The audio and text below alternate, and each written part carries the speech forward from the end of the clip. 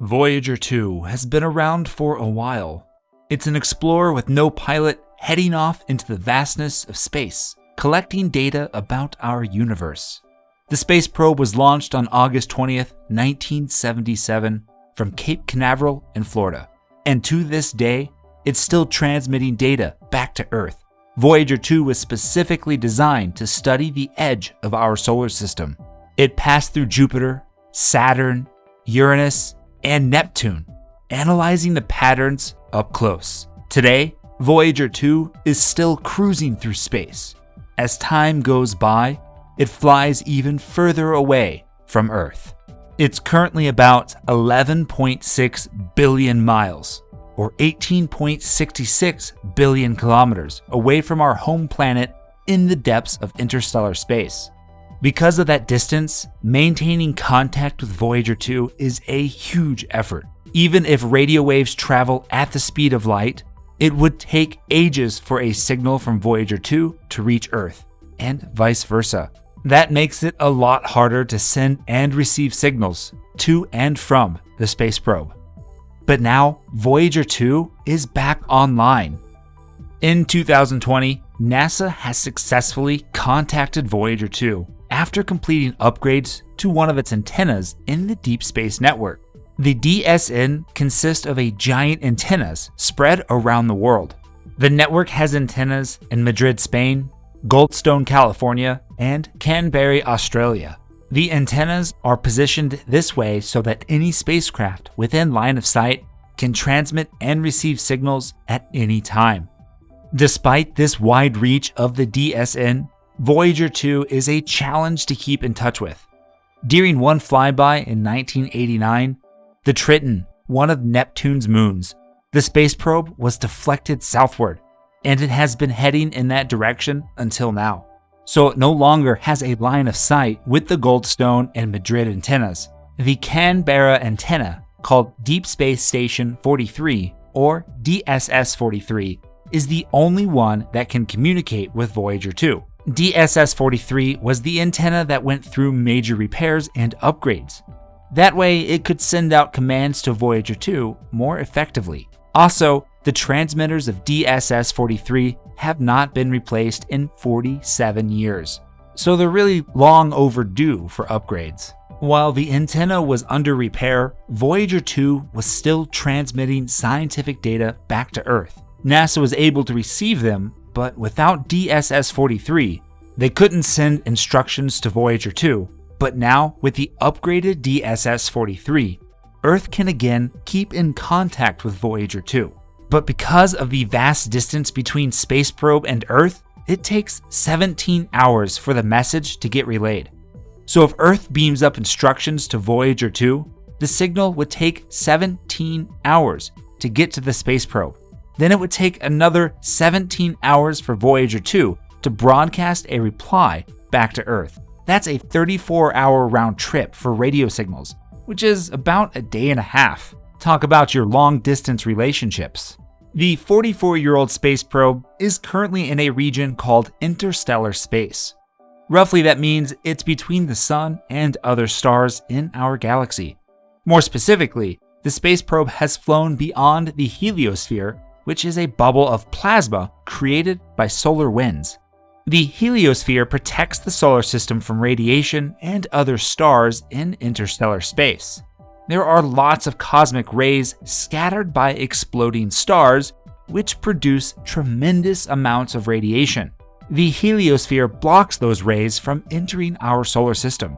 The heliosphere extends a bit beyond the solar system, so in essence, Voyager 2 has already exited our solar system. It's venturing out into the unknown.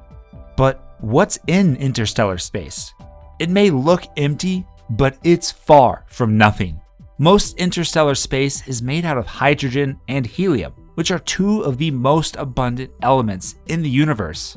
Along with them are clouds of gas and dust composed of different elements. These particles are spread out thinly, though interstellar space is a lot less dense than Earth's atmosphere. The estimated density is 1 atom per cubic centimeter. That is not much, which is why interstellar space appears so empty. Voyager 2 is an old piece of equipment, but it has made history more than a few times. Here are some of its grand achievements. First up, Voyager 2 is the only spacecraft to explore Jupiter, Saturn, Uranus, and Neptune very, very close. Thanks to its observation, scientists were able to learn the more intricate details of each planet. Also, in 1986, it was the first man-made object to fly past Uranus. Nothing else at that time went further than that. Along the way, the space probe also discovered 10 new moons and 2 new rings around the planet. Not only that, but in 1989, Voyager 2 was also the first man-made object to fly to Neptune. While it was there, it discovered 5 moons, 4 rings, and the famous Great Dark Spot of Neptune. Voyager 2 draws power from something called a radioisotope thermoelectric generator, or RTG. It's a bit like a nuclear power plant, but much smaller. And RTG uses heat from radioactive decay to generate electricity, like how a nuclear reactor uses heat from nuclear fission to produce power. The RTG powers 11 scientific instruments plus the radio transceiver. The radioactive material in the RTG decays over time, so it won't provide power forever. Each year, Voyager 2's power output decreases by 4 watts. Now only if our cell phones could learn a thing or two from RTG.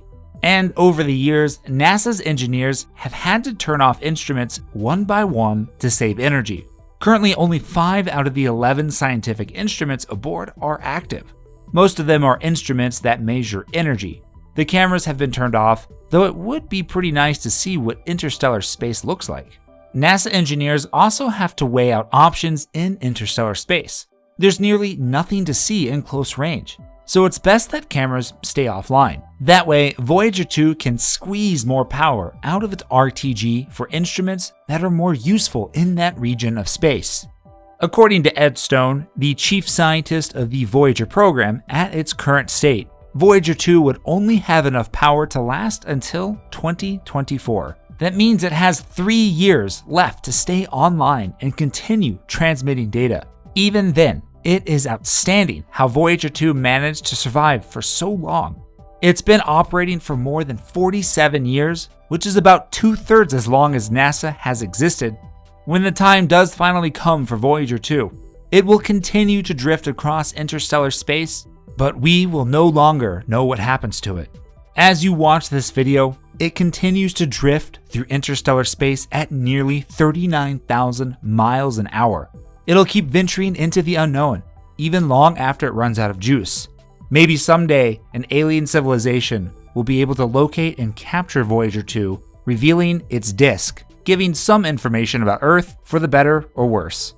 Next time on Discover Zen, we will be discussing everything about the Hubble Space Telescope. Thank you so much for watching our video. If you liked what you saw, please click that like and subscribe button. Let us know in the comments below if you think Voyager 2 will ever be picked up by an alien civilization. Until next time, friends.